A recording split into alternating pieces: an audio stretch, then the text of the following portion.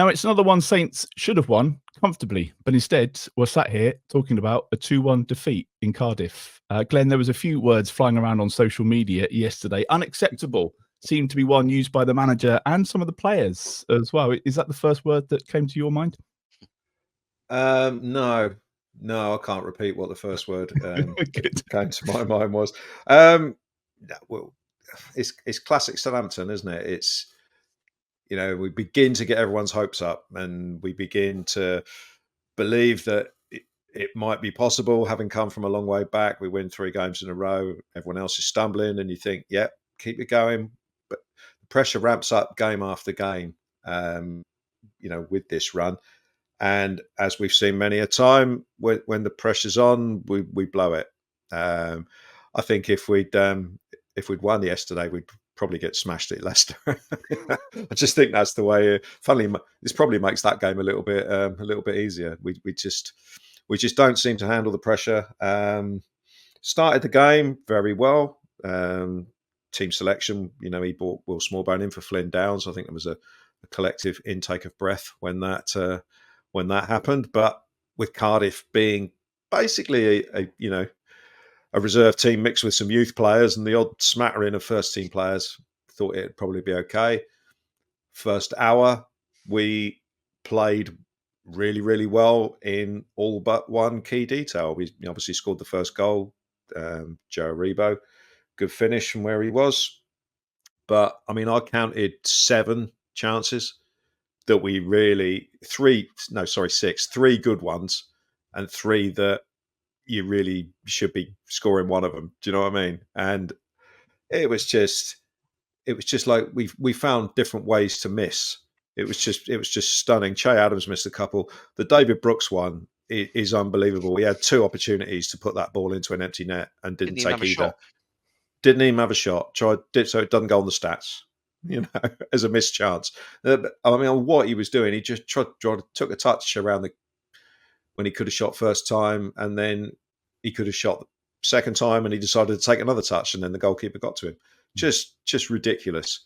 Adam Armstrong had that header in the second half. Great cross from Che Adams.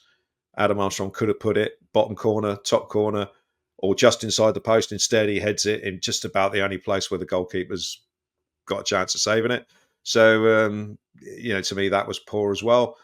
And then the game, you just saw it going about an hour. After about an hour, you saw Cardiff start to make a few sort of inroads. And I think, here we go again. It's like the Ipswich game again. There's this point where it turns. They score with their second attack or whatever it was. A little bit fortunate in that he's hit the shot. It's going wide, and there's a guy free at the back post behind James Bree as usual, and he sticks it in the net. 1-1. And then the substitutions come, and the substitutions were unbelievable. I thought in their ineptitude, just all 4 of them: Rothwell, Edozie, Sulemana, Fraser, all absolutely useless. And it just staggers me that we had Shea Charles there, and I think sometimes you need a foundation. If you build a house without a foundation, it falls down. And I just thought at that stage we needed someone to come on to try and reassert control of that midfield, because we'd lost it at that point. And bringing Rothwell on, yeah, he might score a belter from 30 yards, but the chances are he's not going to give you any more control in the midfield, which is what we'd lost. And it almost became funny at the end. I knew Cardiff would score again, and the lad cuts in, Sulemana jogs alongside him, Rothwell backs off, Stuart Armstrong jumps out of the way, and he scores with a deflection. It's a 17-year-old or something playing his first game, and just think that just sums it up. It was just the game management from an hour onwards was pathetic. The team played really well for the first hour, but we've had Che Adams and Adam Armstrong have both been on good form recently, but they returned to the other end of the scale yesterday and against Cardiff, and that's a real shame, and that's why we're ultimately going to end up in the playoffs, and these next 3 games are not really going to mean that much. I assume you're going to agree with most of that, Alfie. I mean, the game plan meant we created those chances, so it kind of feels like it fell on the forward three. You look at Brooks, Adams, and Armstrong, all guilty, and that's ultimately the reason why we didn't get that win. Yeah, I mean, it falls on the forward three for what happened in that 60 minutes, in terms of not finishing the chances. Adams had a couple one-on-one, like Brooks already mentioned. I actually did think the Adam Armstrong header was quite a good effort, to be fair. It was well saved, but equally that one as well. But I think it falls on the mentality of every player involved in being totally honest with you. I don't think you could just solely blame the front three, although they should have been 5 or 6-0 ahead. They've done this before, haven't they, in terms of the big moment is finally here, the pressure's on, and they crumble. And when Famara Jeju gets that goal, I don't think anybody is surprised about what happens next. I think Glen summed up perfectly the game management and players coming on. But I just think that it's every time maybe every time is a bit harsh, but a lot of the times when they're asked a question of them, can you deliver it? Are you going to stand up to the test? They don't do so. And, the pressure was off. They did an amazing job to get themselves back into the hunt. Winning 3 at home, that, and then all of a sudden, we're back in it. Talks of maybe it'll happen. Other teams give up results, and then they get it wrong again. So, I'm fine. I agree with the Smallburn thing. I think it's a little bit puzzling that Shea Charles doesn't get any minutes, especially in the back end of the game. But in a game like that, where they've absolutely dominated, they've created so many chances. The decision to start with Smallburn is fine. It worked. They should have been miles ahead. It's the end of the game for me. So I agree with Glenn with that. I asked Russell Martin about Shea Charles, and he didn't massively like me asking. He thinks he's had a brilliant season for a young man. He thinks he's played lots of minutes, but if you look, he's only played 169 minutes in 2024. I think he's maybe made 2 substitute appearances in the last sort of 9 or 10 games, and a couple of those was when Flynn Downs wasn't available as well. So. I think that's a little bit of a worry, but the worst news that we haven't even mentioned is the fact that Stuart Armstrong goes off in when the game's already lost. The season's already over until the playoffs, and they lose Stuart Armstrong, who's obviously one of the most creative players. Somebody who's been here for 6 years, played who knows how many games, so important, and it looks a real bad one for him. Just a couple of days after Gavin Bazunu as well. So. It was a really, really, really frustrating. I was angry at the end. I must admit, I was unbelievably frustrated because they've, for lack of a better word, and this doesn't sum up their entire season. I think they've been brilliant, but they bottled that chance there. They had the game, they had it won, and they bottled it, unfortunately. So they're going to need to show some steel. They're going to need to show a bit better than that if they're going to win the playoffs. We know that. Yeah. The playoffs are going to be, I know he described yesterday as the biggest game of the season, but the playoffs are going to be huge. And every time we've had a really important game, they don't seem to be able to deliver. And that worries me going into the playoffs. Steve, we've had loads of messages, as you can imagine, loads of comments, people really upset and angry about the performance yesterday. James says, absolutely gut-wrenching, still really disappointed, but it's been a problem all season. You can play all the pretty football you like, but there needs to be an end product. Just on that, nobody scored more goals in the league than we have. So how is it going so wrong? Do we just need to learn how to win 1-0? Is that part of the problem? I mean, possibly, but I mean, yesterday, that game against Cardiff should be 5-0 at half time, and nobody's batting an eyelid, and everyone's getting really excited ahead of Tuesday night. Yeah. That is how dominant and actually how well we played. So I think the kind of criticism of no end product, actually we created plenty of end product. There were chances there, and there were very, very simple chances that somehow professional footballers have managed to completely fluff their lines. And I mean, I would expect League Two players to score some of the chances that we created in that game, especially in the first half. So yeah, I mean, at the end of the day, we were so much sort of in control of the game, even though, I mean, Cardiff offered sort of sporadic threat down the wings, I thought, in the first half. They got in behind both our fullbacks a little bit. But at the end of the day, I don't think they had a shot. I mean, certainly no sort of shots in anger that caused Alex McCarthy any difficulty. So we were well in control, and even Smallbone playing as the 6 was fine. Because we had so much possession and we were always on the front foot, him being 5-10 yards further forward than Flynn Downs usually would be, was absolutely fine. It actually made a little bit of sense because it meant that we were forcing Cardiff's midfield to sit even deeper.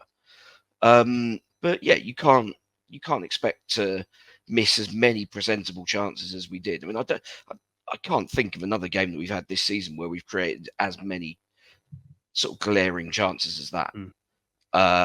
Like even some of those games that we won sort of 4s and 5s, we generally created maybe 6 or 7 chances and scored 5 of them. Whereas, I mean, here we've had, I think I saw we had 18 shots in that first half. But unfortunately, we've only got, I think, 4 on target. So that's the problem, and ultimately, it's kind of been the problem all season. In that, I mean, if Adam Armstrong was even half clinical, then he'd have had 40 this year.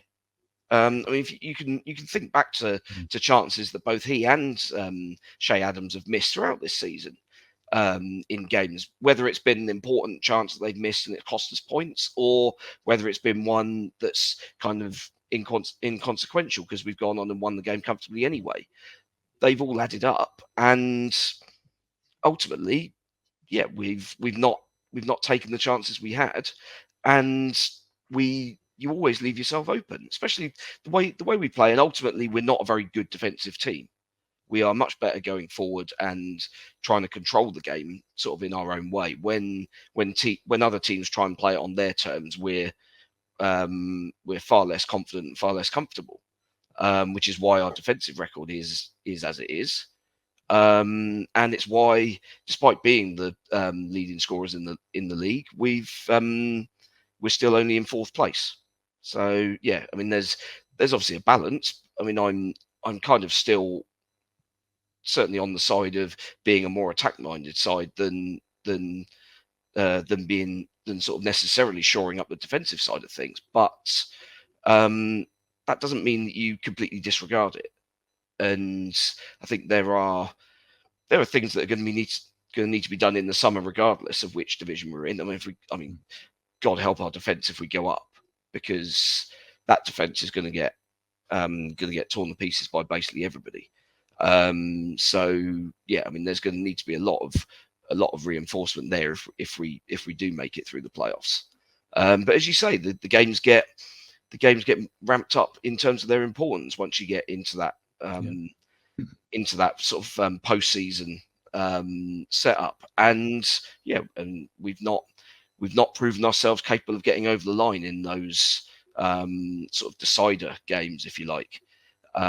So yeah, that's a big concern. Got to have the ability, but you've also got to have the heart alongside it. And Cardiff game sort of ably demonstrated a distinct lack of it in the last 20 minutes or so. There was a time, Glenn, when we would look at the bench and go, actually, do you know what? This is really strong, and there's a lot of people on there that can make a real difference when they come in. I don't get that feeling anymore at 2 o'clock on a Saturday. And it's the same sort of names. Is it just that they're not having the impact that they were, or are they coming on at the wrong time? Something's not working with the changes that he's making. I think earlier on in the season that there were a lot of games where we were still on top, but we weren't really. We were level on the scoreboard or something like that, but we were still playing relatively well. I think there's a bit of a difference between that and doing what we had yesterday, for example, which is we're really not playing very well at the moment, and we threw on 3 wingers in one go. Asked one of them to play. I mean, Ryan Fraser was kind of playing in midfield, but when you look at it at that point, we had a midfield 3 of Rothwell, Stuart Armstrong, and Ryan Fraser. Now that's no basis to win any game, because there's just that's 3 players who can only attack. Really, when you say it like that, there's not a lot else there. So I found it really random that three wingers came on. It was almost like chucking stuff at a wall and hoping it worked. I mean, Sam Adozie has gone right off the boil since he's been. It's not surprising because he's been left out the team and hardly had any minutes. Suleimana's never been on the boil, ever. I mean, he tried his best to get sent off yesterday, didn't he, as well, and knocked himself out. And it was just a crazy performance that kind of sums him up. But yeah, the bench is not as strong. And we used to have Charlie Alcaraz, of course, and he would always be one that, yes, he was a little bit random, but he had a lot more quality about him. I think there was kind of more of an expectation that he would give you something both in terms of passing and having shots himself. But that's that ship has sailed now. But yeah, for me, we just leave it too late. We seem to wait till we concede before we try something rather than being proactive. I mean, this reminded me so much of the Ipswich game in that respect, is that you could see it going wrong before they equalised, but there was no activity, bench wise, to either shore things up or change the formation or anything like that until the goal went in. By which time the other team had got their tails up. We're suddenly in a spot of bother, and I don't think throwing wingers on it really changes the direction of travel of a game. Sometimes I think if you replace one with another when you're doing well, then it can make a difference because you're bringing on a fresh player. But the substitutions for me just didn't work at all yesterday. And if you look at all, I mean, James Bree not so much. I know I've dug him out a little bit on the first goal, but he wasn't too bad. But the four that came on at the back end of the game, they were kind of 2 out of 10 jobs. All four of them made the team worse. To be honest, they'd have been better off making no subs at all. Yeah. And when you hear they're coming on, though, you see that they're coming on. It doesn't even fill you with the hope that we're going to get anything out of the game anymore. And that's the problem. A couple of other comments. I mean, Alfie, I know you mentioned Stu Armstrong. A lot of people saying that's probably the last time we've seen him in a Saints shirt. I guess we'll find out a bit more tomorrow when you speak to the manager. But I'm just wondering if there's an outcome where he does stay. Do you think there's still a bit up in the air about that, or do you think that would have been his last game for us? Yeah, I don't know really. I wouldn't be able to give you a proper answer on it. I mean, it was clearly heading towards him leaving in the summer, in my opinion. But this may change things. Russell Martin said that it looks like a bad one. He obviously left the stadium on crutches, and don't think people have already reported that maybe that's going to put an end to his European Championships hopes as well. So maybe if it's a really bad one like Gavin Bazunu, which is 9 or 10 months, and he's not fit until November, December, then no other team's going to give him a contract until he probably gets fit. Maybe it's a case of Southampton giving him a short-term deal just so that he can use the facilities, stay fit, give him a little bit of a wage and all this sort of thing. They've done that before. So there was a youth player called Sam Bailey, who was, I think he was 18 or 19 years old, and basically hadn't played a game from October 2020 to summer 2022 because he had a couple injuries, he had an infection in the injury and all this sort of stuff, surgery. And they gave him another year contract last year to sort of keep him on for a bit longer, try and get fit, play some games, showcase yourself. Obviously, Stuart Armstrong's at a totally different end of his career, doesn't need to showcase himself in that way, but maybe that will happen. We don't know. But either way, it's not the end to the season that he deserved or needed. And he would have been such a key player in the playoffs, obviously. There's nobody in that midfield quite like him, as Glen points out, who really, is a lock picker in that regard. Joe Rothwell might well one in from the edge of the area, and I think the midfield probably now will be, when everybody's fit, Flynn Downs, Will Smallbone, and Joe Rebo. But I do think you just lose a little bit of something with Stuart Armstrong there. So massive shame for him. It's something they got to deal with now. He's had his ups and downs. It's a bit of a cautionary tale as well, isn't it, for players who let their contract run down? When they're not covered, because I mean, technically, he's probably on a salary until July the 1st, I think it is, when contracts normally run out. But that's a problem that you can do without. He's kind of relying on the club doing right by him, and the club have no real obligation to do so. So it's a bit of a cautionary tale. You hear about players running down their contracts all the time, and obviously we've got Che Adams doing the same thing. So it's the downside of doing that, illustrated in very black and white terms, I think.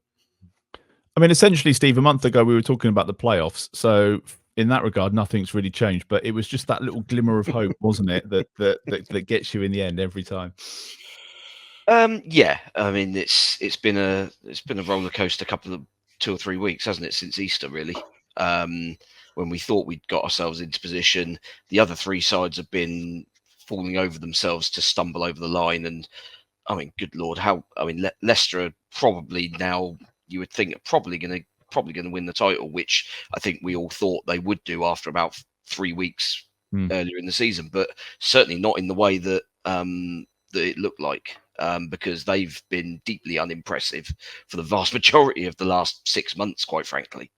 But it does show the madness of this division at the moment, that you can't. I mean, teams can only be consistent for a certain period. You can only keep it up for as long as kind of your name's not on a list of teams that are going to have their turn at making a complete tit of themselves. And all four of us have done it in the last week. That we've all stumbled when you look down the fixture lists of who we've all played, and you thought, well, that's going to be a win for them, that's going to be a win for them, that's going to be a win for them, and that's going to be a win for us. And none of us have done it. So yeah, I mean, at the end of the day, all four of us are absolute bottle jobs. So obviously Norwich are going to get promoted now. But no, I mean, we'll see. I mean, it suddenly becomes a very different proposition once you're into knockout, effectively knockout football. 2 legs gives it a little bit more context, but essentially it is win and in. And as soon as you lose, you're off for the summer, and that's your season done.